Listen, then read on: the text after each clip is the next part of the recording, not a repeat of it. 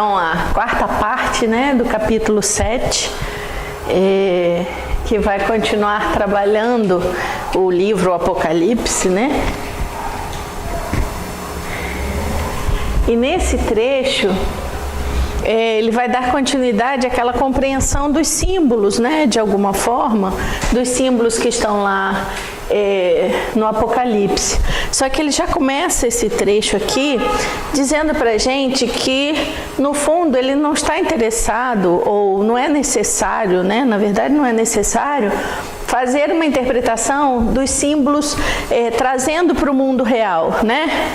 Cavalo significa que ele traz essa coisa, né, dos cavalos em relação às nações, todo um processo, mas ele vai dizer que isso não é tão importante. O importante é a entrelinha, né, o fundamento que está por detrás disso.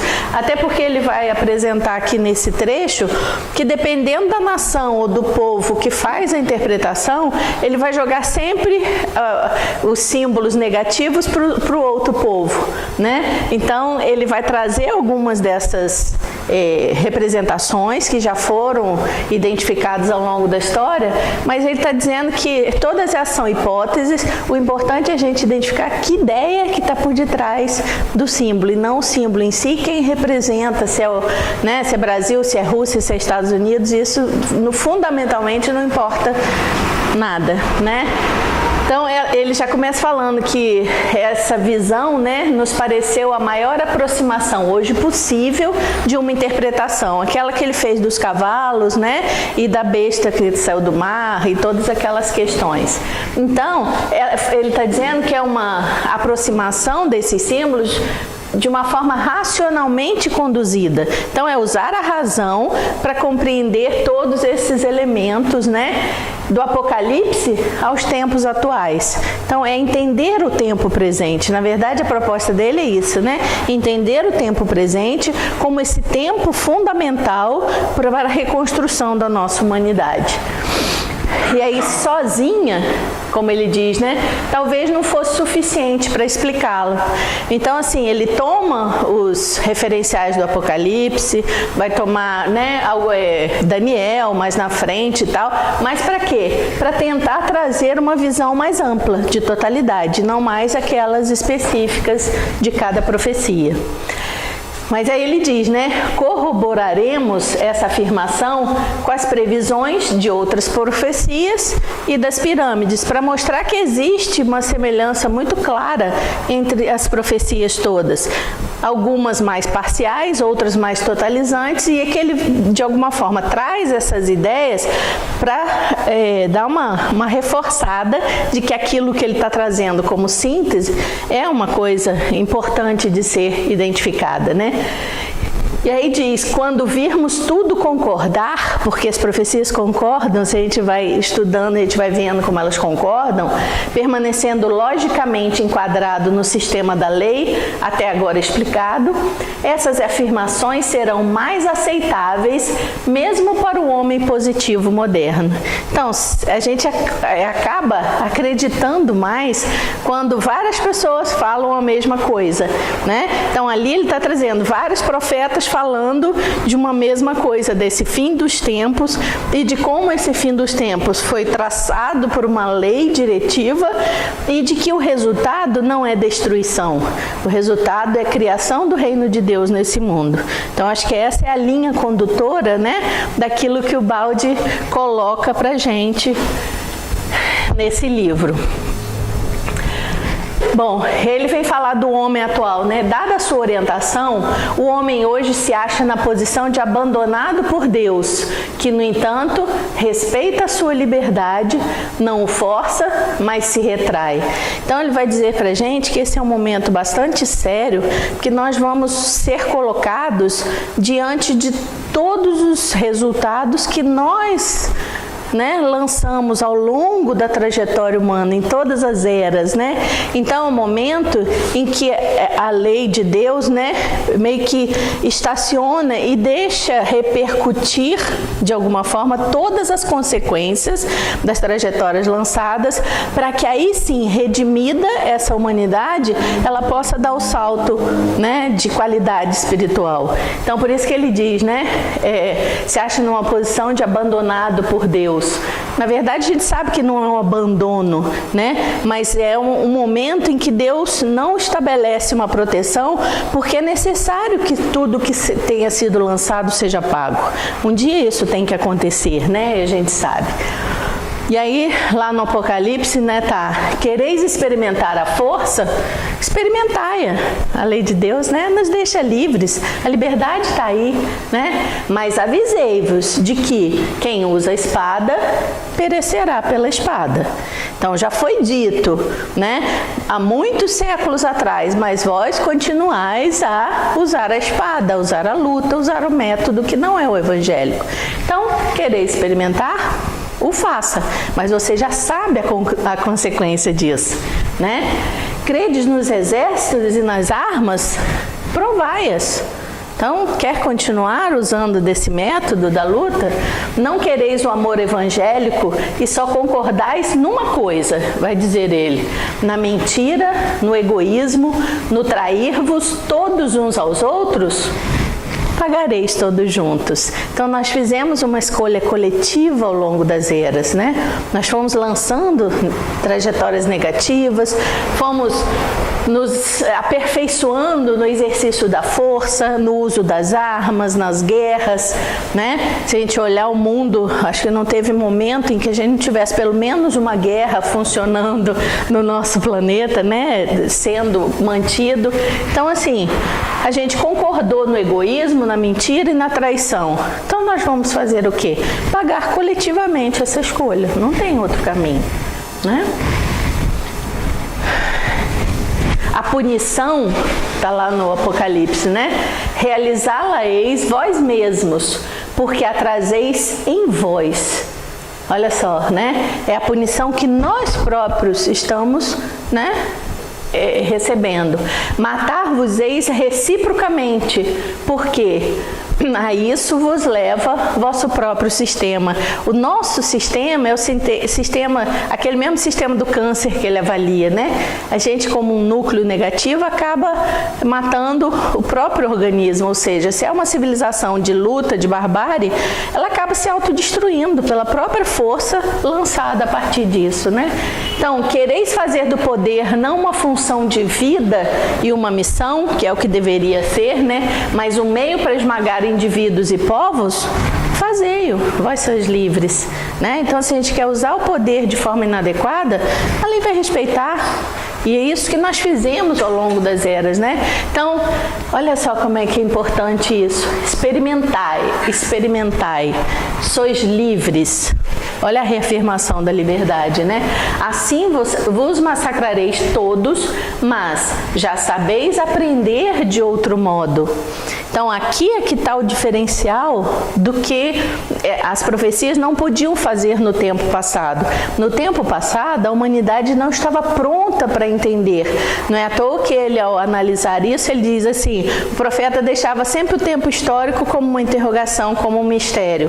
Por quê? Porque aquela humanidade daquele tempo, principalmente a de Daniel, que tem um distanciamento histórico enorme, se ela não podia ser compreendida, é porque os homens não estavam prontos. Mas agora ele diz, já sabeis aprender de outro modo.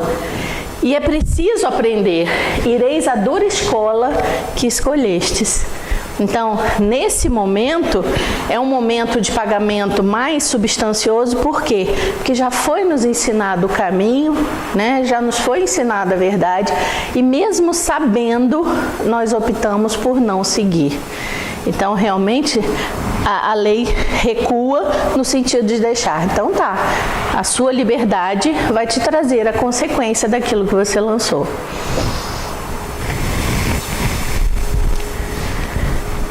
E aí, né, reafirmando, diz, o limite de elasticidade da lei está quase sendo superado. Ou seja, nós estamos no limite, como a gente falou, né, nos estudos anteriores. Nós estamos no limite da elasticidade, da capacidade da lei permitir que a gente vá experimentando e fazendo livremente, né? Quebram-se suas colunas protetoras. Então, no que a gente espicha, né, não perde elasticidade. Quando a gente pega um elástico e espicha em limites excessivos, ele não volta mais ao normal, né? Então, a gente espraiou tanto a nossa capacidade de errar que chega um momento em que as colunas protetoras ruem. E o sistema, como já ocorreu no princípio com a revolta de Satanás, desaba sobre os rebeldes que sossobram no caos por eles mesmos gerados na ordem de Deus. Então é a hora do retorno, né, da elasticidade, é a hora do recebimento daquilo que foi projetado. Sou a hora então do juízo, e aí fazem-se as contas para que cada um tenha segundo as suas obras e merecimentos. Então, a cada um o exato retorno da lei de Deus dentro da justiça perfeita da lei de Deus, né? A esperada realização do Evangelho na Terra não deve ser frustrada por mais tempo. Já foi dada toda a liberdade, já foi dada a possibilidade de todas as experiências. Nós fomos experimentando e usando e abusando dessa experiência, né? A perversidade e a malícia humanas não pode mais ter, por longo espaço, o poder de tornar quase inútil a vinda do Cristo à Terra. Porque se essa coisa for estendida por muito mais tempo, pode ser que haja uma perda total de todos os seres desse planeta. Então é necessário o quê? Que de alguma forma essa elasticidade acaba para que a perversidade, a malícia extermine aqueles que estão muito ainda, como eles chamam, né, empedernidos no mal. E aí para fazer a famosa, né, que a gente pensa, separação do joio e do trigo, para que o trigo possa evoluir, para que o trigo possa fazer um processo de elevação, né? E o joio possa ganhar novas experiências para tentar fazer o seu processo de crescimento. E ele vai começar a falar, né, que a igreja no sentido geral, não está falando só da católica, né, mas todas as igrejas desempenharam a sua missão de conservar a sua preciosa bagagem, arrastando-a por si através de tenebrosas épocas dos 2 milênios. Mesmo emborcada, né, a ideia do divino, mesmo emborcada nas religiões, ela teve o papel fundamental de manter a ideia viva, né? Com as suas concepções errôneas e tudo mais, mas trouxe até o nosso século, até o momento presente, essa ideia, né, do espiritual. E aí ele vai dizer que hoje é mistério realizar. Então, se nós não realizamos por 2000 anos verdadeiramente a ideia que o Cristo nos trouxe, agora é o momento disso ser feito. E para que isso seja feito, esse momento de pagamento de contas precisa acontecer. Primeiro a gente sana as contas para depois começar a fazer, né, um novo processo. Então, no 3º milênio, e não existe dúvida em relação de que o 3º milênio, em todos os livros, em todas as, né, coisas que pensam essa questão, está no 3º milênio, esse momento da transição planetária, né? Então, no 3º milênio, como Cristo no 3º dia, né? Olha a analogia, é preciso ressurgir. Não basta a exceção dos santos. Então não mais vai ser bastante para a humanidade que os santos venham e façam o seu processo de orientação da humanidade. Agora é necessário que a humanidade assuma esse lugar, né, de vivência do Evangelho. O Evangelho deve apossar-se e penetrar na vida do homem. Então, se apossar e penetrar, ou seja, ser alguma coisa que é de dentro para fora, que vive a experiência do Evangelho, e não mais palavras, porque nesses 2 milênios o que mais nós fizemos foi reproduzir o Evangelho nos templos, seja ele quais forem, tudo da boca para fora, né? A gente fala do Evangelho, mas não tem a vivência cotidiana do Evangelho. Então ele está dizendo que é preciso que penetre na vida do homem. Ele tem que inserir-se nas instituições sociais. Então não só individualmente, mas como coletivamente, na forma de organização social, econômica, política, cultural das nações. É necessário que a vivência do Evangelho ultrapasse os muros da nossa própria consciência, né? Então tem que ser vivido individualmente, mas também se traduzir numa civilização onde o Evangelho realmente seja fundamento, né? Então tudo nos diz o Baldi, que estamos na plenitude dos tempos. Então lembrando que ele sempre trabalha isso como hipótese, né? Ele nunca diz que isso é uma verdade. Por hipótese, todas as coisas que nós avaliamos até agora nos levam a crer que estamos na plenitude dos tempos, né?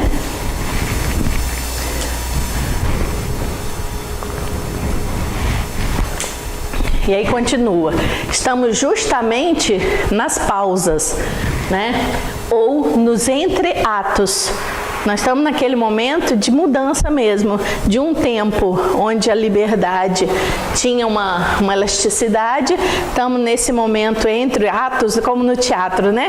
Faz uma cena, se retira, tem aquele tempinho, depois volta. Nós estamos antes dessa próxima cena, que é a necessária vivência do Evangelho, né? E que procedem o desencadear-se da tempestade. Aí ele vai perguntar, nós estamos nesse momento do desencadeamento da tempestade? E aí ele traz o Apocalipse, né? Quando se abrirá aquele 7º selo lá do Apocalipse e tocarão as trombetas, nós estamos nesse momento? Ou então se derramarão as 7 taças da ira de Deus? E que pode o homem sozinho contra a grande inteligência que dirige a história e a vida? Nós já aprendemos aqui que a gente não pode nada. Se as taças estão planejadas para serem abertas, elas vão ser abertas, né? Se as trombetas vão tocar e o reino de Deus vai se fazer, porque é da vontade da lei, isso vai acontecer, né? O certo é que, se foi reconhecida nos planos superiores, olha só, a necessidade de uma intervenção direta de forças sobre-humanas, e se foi decidido executá-la, ninguém poderá detê-la.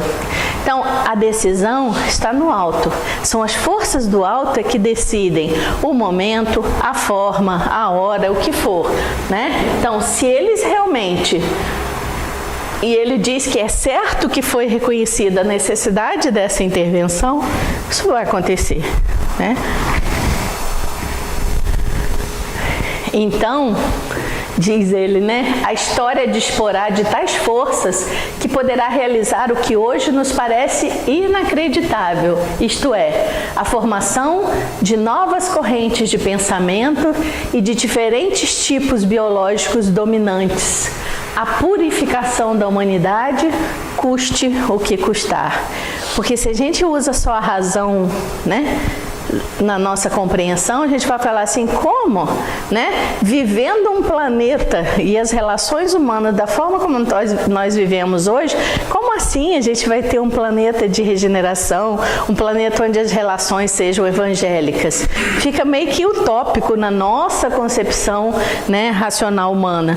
Só que quando a gente traz isso para o plano da história, que é dirigido pela lei, isso vai acontecer sim, ou seja, depois da dor, a construção, né, de uma corrente de pensamento e de tipos biológicos do futuro, que o Baldi chama de super-homens, né? Então, é realmente a construção concreta de uma humanidade mais purificada. E aí, a qualquer custo, né? Por isso o momento é tão decisivo, vamos dizer assim. E a instalação desse mundo no seio de uma nova civilização do espírito, que ele chama nova civilização do 3º milênio. Isso vai se dar, né? Porque assim a lei o quer. Então, e ele também nos diz, também fora de dúvida, que o homem é uma pequenina formiga agarrada a um grão de poeira cósmica, que é o nosso planeta, né? E nada pode contra essas forças. Então, aqui, mais uma vez, ele nos conclama o exercício da humildade, né? É nos apercebermos como uma formiguinha, aquela coisinha minúscula, perdida numa poeirinha cósmica, para tirar de nós esse ideal de, né, somos muito, somos orgulhosos, somos, né, nós dominamos enquanto raça humana o planeta.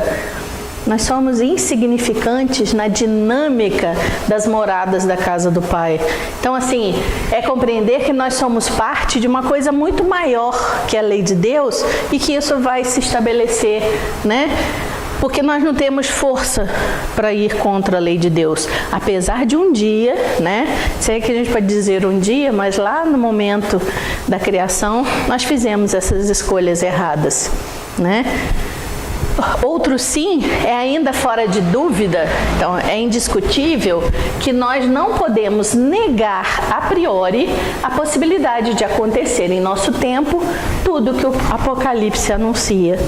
Então, como né, ele trabalha nessa questão da hipótese, então o que ele diz pra gente? Como nós somos essa poeira cósmica, ou seja, esses seres ainda num nível de evolução tão baixo, como que nós vamos dizer assim, isso é impossível, isso é uma viagem que João fez lá e que não tem pé na realidade?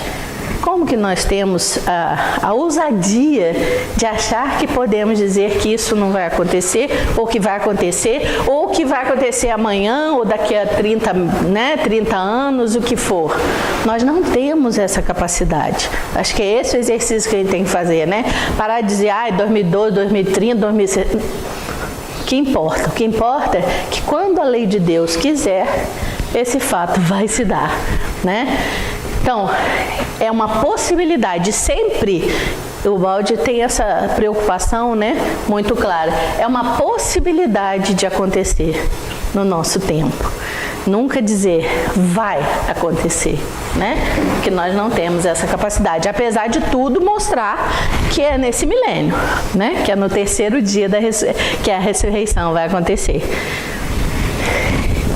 Aí aparece lá em João, né, a visão da grande prostituta, que é apenas um comentário e uma determinação de toda a visão. É apenas um aspecto, né, da visão toda que João traz.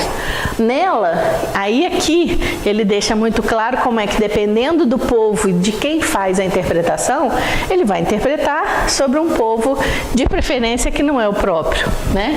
Então aqui, nessa prostituta, alguns veem a igreja, ou até mesmo a Virgem Maria. Na outra visão, né, que se tem, a grande Babilônia, que seria a grande prostituta, né, o lugar de todas as aberrações, mãe das prostitutas, né? Vem a cidade de Roma, de Nero. A prostituta pode ser interpretada, né, como a Roma de Nero, das 7 colinas e 7 imperadores que foram de Nero a Domiciano, né? Então 7 aí. Outros já vem o quê? O paganismo corrupto, a prostituição, né, das ideias do divino. Outros já entendem o materialismo dos nossos tempos como essa prostituta, ou seja, aquela que desfaz a ideia do divino, né? E outros, como diz o Apocalipse, a riquíssima rainha dos mares, isto é, a Inglaterra protestante, vestida de trabalhismo, mas ao mesmo tempo em conúbio com a besta. Então, assim, que propõe uma ideia, mas vivencia no cotidiano uma ideia diferenciada. Então, a gente vê aqui que um só dos símbolos do Evangelho, do Apocalipse de João, pode ser interpretado das mais diversas formas. E provavelmente cada uma delas pode significar porque na verdade é a prostituição da ideia do Espírito. Não importa a forma como ela se manifestou em cada povo e em cada tempo histórico, né? Mas, olha só o que ele diz. Enquanto alguns católicos preferem ver aí o protestantismo, alguns protestantes aí veem a Igreja de Roma. Então, como bons humanos que somos, a gente quer jogar a culpa no colo do vizinho. Então, a culpa não é nossa, é do outro que destruiu a ideia, né? E a gente sabe que isso está em todas as formas, em todas as nações, né? Aí vê a ideia de Roma, né, que lhes parece haver traído a missão do Cristo a ela confiada. Então é essa a ideia, né, de um jogando para o outro. Para outros, olha só, mais interpretações. A grande prostituta é a Europa. E não sei se vocês já fizeram esse exercício aqui, né? Mas olhando o mapa da Europa virado a partir do Nordeste, seu perfil sobre os mares pode dar a impressão de uma mulher sentada sobre a Rússia. É até assim, bastante apelativo, mas se fizer um exercício, um esforço bem grande, até você pode fazer esse desenho. Então, olha como é que a humanidade busca dar símbolos humanos, né, do nosso mundo para uma coisa que é muito mais elevada do que isso, né? Que aquela simbologia é só para nos alertar, na verdade, né? Que representaria então essa mulher, a Rússia representaria a besta vermelha, como diz o Apocalipse, sobre a qual está sentada a grande prostituta. Então, todo aquele movimento das nações, né, que está lá em Daniel, desde a Babilônia até Roma, todo esse processo de construção e desconstrução das nações, e por detrás está mostrando o quê? O quanto a humanidade e os seus povos, seja do mais abrangente, mais rico e mais poderoso que foi a Babilônia, até a formação da Europa e o desenvolvimento disso depois, estão todos centrados em quê? Na traição, né, das ideias, do ideal evangélico. No fundo, a gente se aprisionou a uma materialização da nossa existência, né? Então, ao invés de viver uma existência evangélica, nós buscamos em todas as civilizações, desde a Babilônia, fazer o quê? Ampliar território, poder, que é o que a gente estudou nos primeiros capítulos desse livro. Por isso que ele deixa muito claro, né? Como é que cada povo e cada civilização, e aí eles destacam, lógico, aquelas com mais poder, porque a gente teve outras civilizações no meio desse caminho, mas eles destacam as que tiveram mais poder, exatamente como expressão dessa completa prostituição do ideal evangélico, né? E aí tem essas várias interpretações. Sem dúvida, em nosso tempo, a ciência conseguiu conquistas inauditas. Então, ele vai trazer um pouco para esse nosso tempo presente e dizer assim, o século XX, né, onde foi formulado esse livro, foi um século, como a gente já comentou aqui, né, foi um boom em termos ideológicos, políticos, científicos, né, a gente avançou, e aí ele vai trazer algumas dessas conquistas, né, o automóvel, o rádio, a televisão, o domínio do ar, a gente pode jogar aqui a internet, né, a descoberta da energia atômica e até a previsão de uma possibilidade de explorações interplanetárias. Na década de 60, se não me engano, né, a gente foi à Lua. Então, assim, foram muitos ganhos porque a humanidade estava no momento de amadurecimento. Então, isso aconteceu. Representando tudo isso, uma tal conquista sobre as forças da natureza que não se pode imaginar mais até onde possa chegar o homem. Quer dizer, foi realmente uma conquista fantástica. E aí ele vai dizer pra gente, há muitos elementos materiais para sustentar modos de vida absolutamente novos num tipo de civilização de formas hoje incríveis. Então, alguém que nasceu no século XIX ficaria estarrecido quando voltasse do meado para o fim do século XX, e até as pessoas que viveram e nasceram no início do século passado e que ainda estão vivos hoje, às vezes eles demonstram, né, o computador, a dificuldade inclusive de lidar com essa parafernália, né, eletrônica e todas essas mudanças, porque hoje o homem e as criancinhas já nascem com o dedinho lá no touch e fazendo todos os movimentos. Então ninguém pode negar de que o tempo da ciência, o tempo desse avanço tecnológico chegou. Mas aí ele vai nos dizer uma coisa importante. Diz Ubaldi, infelizmente, esse aumento de poderes é uma arma de dois gumes, né? Porque se não for acompanhado por um desenvolvimento paralelo de consciência, né, no terreno moral, pode representar um novo poder imenso de destruição colocado nas mãos de um inconsciente que, em sua inexperiência, não se sabe que uso pode disso fazer. Assim, seus poderes cresceram sem medida, e se ele pode tirar vantagens proporcionais para seu bem, também pode sofrer dano para o seu mal. Então, ele está nos destacando que, apesar desse grande boom, né, científico e de desenvolvimento das civilizações humanas, provavelmente a gente não conseguiu, né, trazer o elemento moral na mesma proporção de crescimento. Então, todas as conquistas, a gente conquistou a bomba atômica, né, a energia atômica transformou em bomba atômica. A gente conquistou os ares pelo avião, usou o avião para jogar bomba atômica. Então, todas as conquistas que foram feitas, na medida em que o elemento moral não seguiu no mesmo desenvolvimento, a gente acabou usando de forma inadequada, ampliando ainda mais, né, o nosso débito. E aí, se a gente pensar direitinho, é como se o século passado fosse o século do desafio, ou seja, você já está maduro, já está inteligentemente maduro, racionalmente capaz para entender que ao lado da evolução científica tem que vir a evolução moral. Então, foi nos dada essa oportunidade, talvez até como última oportunidade, assim, né, vocês podem resolver um futuro diferente do que está previsto no Apocalipse. Porque, né, todas as profecias, nós já estudamos aqui, elas são o quê? Um aviso. Muda a rota, porque mudando a rota vocês podem não chegar a sofrer tais consequências que estão previstas aqui.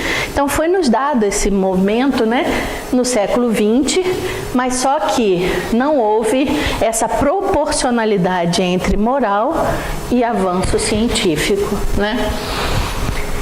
E aí ele diz, né, e que dizer quando se sabe que esse poder não está hoje nas mãos dos sábios, mas de governantes que, por sua própria posição, estão enredados nas tristes artes da política. Nada mais atual que isso, né, não só para o nosso país, mas para a humanidade como um todo. Infelizmente, né, se ainda houvessem governos mais maduros espiritualmente, talvez a gente conseguisse reverter algumas coisas. Mas, infelizmente, é o que ele diz, né? Hoje o poder está na mão daqueles que querem fazer da política um uso utilitário próprio, né? Que dizer, então, diz ele, né, quando se sabe que esse poder está à mercê do egoísmo, à mercê do ódio, do interesse, do desencadear das mais baixas paixões. Então, olha só, um desenvolvimento fantástico de um século inteiro de ciência, de avanço, mas nas mãos de egoísmos, de ódios e tudo mais. Que garantia de sabedoria podem ter a esse respeito governantes que só chegaram ao poder suprimindo os próprios rivais e mantendo-o com terror?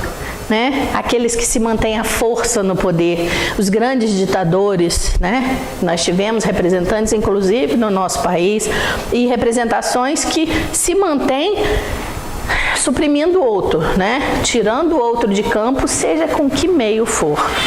A gente vive isso até os dias atuais, né? Se essa é a psicologia dos senhores dessa força, pesa verdadeiramente sobre o mundo uma espada de Damocles, suspensa por um cabelo. Então, a espada sobre a nossa cabeça está presa num fio de cabelo. Olha que representação, né? Está por um fio. O desmoronar de toda a ira, né, no sentido da repercussão das nossos erros, né, da história. E aí o Balde vai dizer, se esse cabelo arrebenta, é a guerra. E não só a guerra, mas todas as catástrofes que podem vir com esse movimento, né? E aí ele fala um pouco da guerra. Aqui a gente pode estar pensando, né, as guerras, Primeira e Segunda Guerras Mundiais, como pode estar pensando na possibilidade de uma terceira guerra, mas todas são hipóteses. Então, ele só trouxe alguns elementos, quando ele está falando em guerra, ele está falando de algumas características, né, que podem ser usadas. Primeiro, é uma ameaça para todos, mesmo os civis. Não tem essa coisa de que... Porque hoje a gente tem a ideia, né, com a tecnologia, de que eles vão jogar, né, se houver uma terceira guerra, vão jogar somente nos lugares... Não, é para todos, não tem como fugir disso não. É, pois, também a guerra de nervos, de perigo e terror para todos. Então, é uma tensão que invade a humanidade como um todo, né? O segundo, morrem todos indistintamente, mesmo os inermes, numa hecatombe comum. É guerra em 3 dimensões. É guerra de todos os povos, porque mesmo os longínquos, não beligerantes, ou seja, que não entram na guerra, se ressentem e saem dela com algum dano ou sofrimento, mesmo não estando lá, mas isso repercute na humanidade inteira.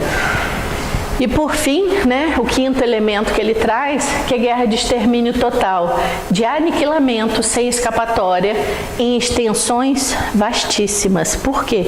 Porque o poderio armamentista é muito grande, né? A gente pode vir a sofrer repercussões bastante sérias em nível mundial de todo esse processo de construção e desse armamento desenfreado, né? Vide China, né? Todo esse movimento que está pairando sobre as nossas cabeças, a espada de Damocles, né? Aí ele fala assim, ora, quando essas coisas começam a acontecer, e aí ele vai dizer, é momento de desespero, é momento de medo, é momento de, como avestruz, né? Enfiar a cabeça num buraco e esperar que as coisas passem? Não. Olhai para o alto e levantai vossas cabeças, porque vossa redenção está próxima. Então, é entender que esse significativo fim dos tempos, que pode vir a trazer tantas repercussões no sentido das dores, né, humanas, é o momento, né, da redenção. Quando virdes acontecer essas coisas, sabei que o reino de Deus está próximo. Então, na verdade, é uma grata informação, né? De que se essas coisas começarem a acontecer, se a gente começar a perceber isso, é porque, na verdade, o momento da evolução do planeta e daqueles que conseguirem avançar, ele está bem próximo, né? Está lá em Lucas, como ele diz. Esses sinais pronunciadores, que em algum momento ele já disse, né, tem que ter olhos de ver e ouvidos de ouvir, né? Esses sinais espantosos anunciam então também outra coisa, ou seja, a plenitude dos tempos. Também no sentido de que deve chegar à Terra o reino de Deus, isto é, se deva realizar o novo modo de viver, o tipo de civilização do 3º milênio. Então é o momento daquela pedra que Daniel previu, a pedra de topo fundamental, bater nos pés da estátua de barro e todas as civilizações ruírem no sentido materializado da coisa, né? Então, esses sinais são espantosos, mas nós temos que levantar a nossa cabeça e entender que os tempos do reino de Deus são chegados. Então, é um momento que a gente, enquanto humanidade, vai experimentar, né, uma nova era, um novo planeta, uma nova civilização, uma nova cultura e um novo homem, né? Daqueles que ficarem por aqui. Mas ainda há outro fato indicador, outro sinal dos tempos. E esse é fundamental, né? E que a gente tem discutido algumas coisas nos estudos que a gente faz. É a queda dos mistérios, né? Então, por isso, o Baldi traz e diz que toda a sua obra é uma obra por uma fé raciocinada.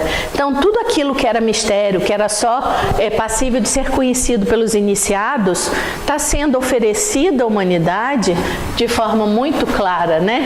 Então, a queda dos mistérios. Estes mistérios, aos poucos, são todos explicados e aclarados pela ciência. Então, aí o papel fundamental que o Baldi também traz, né? De que a ciência é fundamental para desmistificar, para trazer para uma realidade mais concreta e científica a compreensão da vida, a lógica de construção dos universos, etc. E aí ele vai dizer, poderemos então repetir as palavras de São Paulo na epístola aos Hebreus.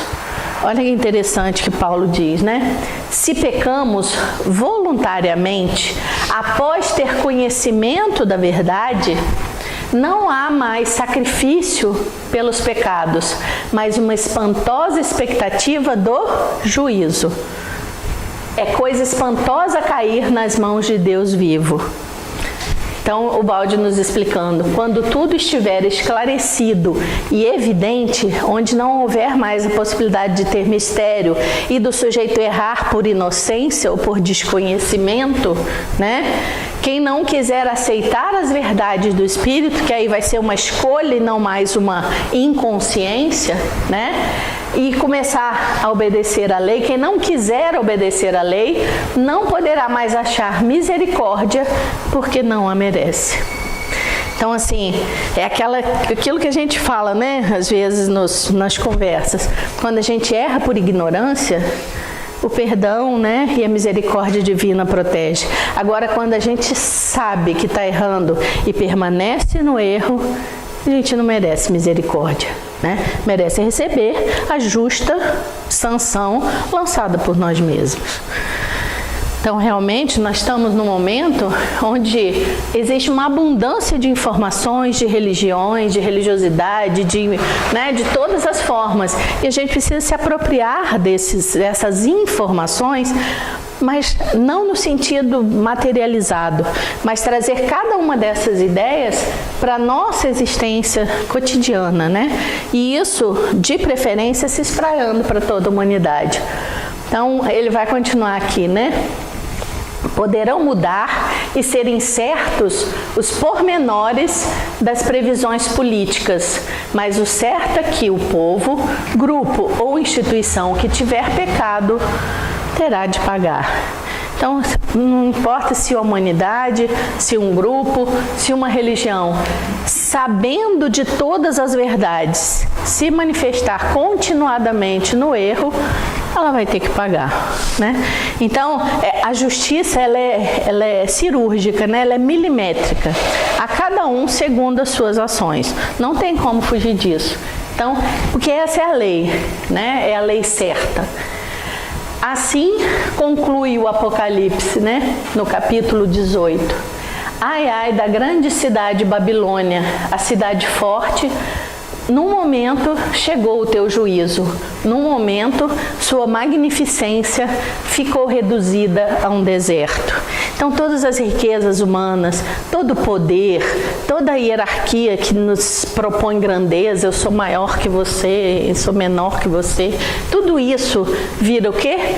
Poeira no deserto da nossa materialidade. Então esse é o momento. E aí, para além disso, diz, né? Alegrai-vos sobre ela, ó céus, e vós santos e apóstolos e profetas, porque Deus vos fez justiça com a sua condenação. Então, quem pode se alegrar nesse movimento? Santos, apóstolos e profetas. Então, assim, olha a sugestão que ele nos faz. Temos que buscar ser santos, sim. Temos que guardar a nossa língua, o nosso pensamento, a nossa vontade de todas as negatividades que, porventura, cheguem ao nosso pensamento. Nós precisamos fazer esse movimento, porque o momento é tremendo. O momento é de uma escolha. A gente já sabe. E se sabe qual o caminho, não está fazendo por quê? Porque não quer. E se não quer, tem que arcar com as consequências da sua própria escolha, né? Paralela a essa ruína do mal, como ele vem ressaltando o tempo inteiro, né? É o quê? O triunfo dos céus. A ruína da terra foi completa, né? No final do Apocalipse isso fica muito claro. A voz de uma multidão imensa se eleva gritando: aleluia, o Senhor fez justiça, louvai nosso Deus, porque o Senhor Deus começou a reinar. Então, o júbilo daqueles justos que permanecerem nesse planeta na busca de quê? Aí sim, de uma construção sem tanto conflito de níveis evolutivos, né? Para facilitar e dar possibilidade que livremente esses seres que se tornaram justos no experienciar dos séculos, né? Possam realmente dizer aleluia. E aí ele diz, né, chegamos ao epílogo, que é a vitória de Cristo. Então, é a vitória do Cristo sobre o mundo, né, sobre todos os males do mundo. Satanás é acorrentado. Lembrando que Satanás é tudo aquilo que, como é que fala, Walter? Tudo aquilo que atrapalha, né? Satanás como essa representação. Então, tudo que atrapalha um movimento evolutivo mais rápido, mais, né, pleno, vai ser afastado pelo Cristo. E aí a humanidade pode, né, finalmente realizar na Terra o anunciado reino de Deus.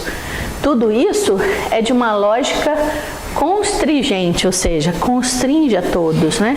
Então, na verdade, esse é o movimento, esse é o epílogo, e nós estamos, né, no entreato, no epílogo desse processo. E depois do entreato vem o quase o final, onde realmente as maldades vão ser acorrentadas e todos os seres, sejam as hostes, né, as hierarquias do mal, ou os seres, né, que não são dessas hierarquias, mas que vivem a repercussão desse mal, vão ser realmente afastados para que o reino de Deus se faça. E por fim, né, ele fecha esse trecho, que é o pontinho, né, que ele faz ali.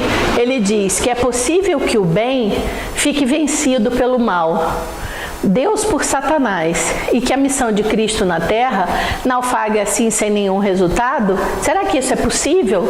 Que o mal vença o bem? Né? Aí ele vai dizer, o próprio sistema da lei tem uma lógica, e se tudo isso acontecesse, todo o sistema ruiria. Então não existiria perfeição, né?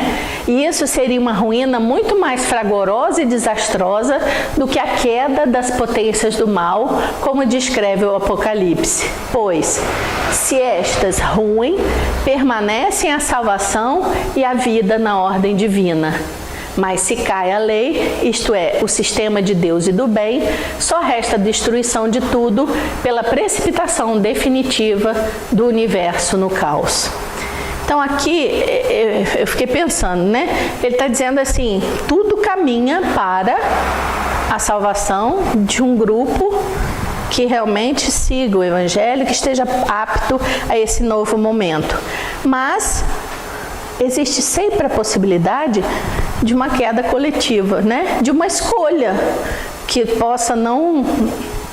Pelo menos foi essa a interpretação. Depois no comentário a gente pode até, né? Então assim, se cair a lei por completo, porque se nós somos livres, nós como humanidade podemos fazer uma escolha ainda incorreta. Aí só nos caberá destruição absoluta. E o nosso planeta pode ficar vagando aí por, né, milênios e milênios, sem qualquer movimento de ascensão. A probabilidade maior é de que realmente o nosso mundo viva essa experiência da regeneração. Mas, como é sempre hipótese, como sempre existe liberdade, eu acho que ele fecha com essa deixa, né? De que se ruir tudo e se a gente der vazão com as nossas escolhas, seguindo anticristos, ideias inadequadas, vivendo guerras, vivendo conflitos, no egoísmo, na desordem, aí realmente não tem salvação. Se isso for coletivo, aí a salvação fica difícil, né? Mas aí o Valtinho vai, na próxima, que vai fechar o capítulo, né, a última parte, ele vai nos dizer aí das forças do bem e que a gente tenha a esperança sempre de que o bem vença o mal. Agora, para o bem vencer o mal, nós temos que fazer as escolhas certas, individualmente e coletivamente, como humanidade, né? Senão não tem jeito. Bom, agora está aberto os 5 minutinhos para os nossos comentários.